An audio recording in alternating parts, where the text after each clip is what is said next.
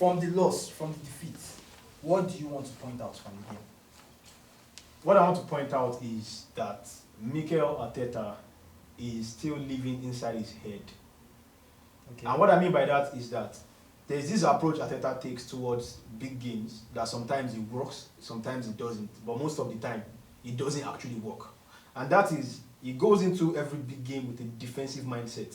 And that's exactly what he did today. I feel like you've gone into the market now, you've gone to spend a lot of money to fix the major issue that you had, which was creativity. You have creativity in that team now.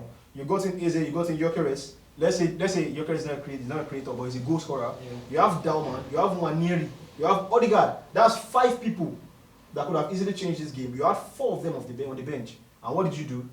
You played Merino.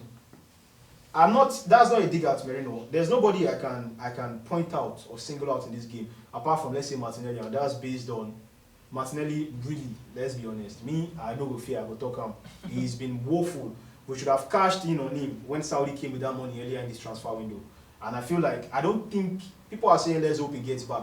I think this is it. I think Martinelli has hit his ceiling. Yeah. I think he's done. I don't think he's doing anything. I think this is the Martinelli that we've been waiting for. We've seen him, and it's not just it.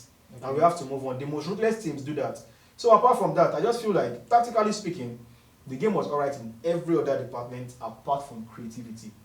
Okay. And it's Arteta. Okay. So during the game, I don't know if you noticed, but I saw your reaction to the goal, Szoboszlai score. So how did you feel at that moment? In that moment, I felt heartbroken because I was whispering to you. I said, number 1, Raya's position was bad. Number 2, Szoboszlai has a reputation of scoring such goals. They put the foul was exactly in a sweet spot, and he converted it.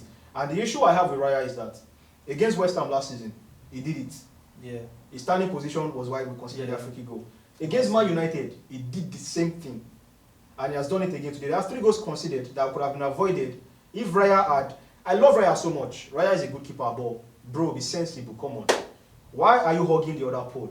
If I was one taking that free kick, even on my ankle that is bad, if the keeper is giving me that much space, it gives me... I know people will say, maybe the ball was too fast, he couldn't have saved it, but he enabled it. He created the space. He created the situation. There's no sensible free kick taker. Even if it's, I don't even know who I can call, even if it's Odegaard that a keeper gave that much space, the worst that will happen is that he won't lift it over the wall. Yeah. But if the ball gets over the wall, it's a goal. Because if you look at it, it was right in the middle.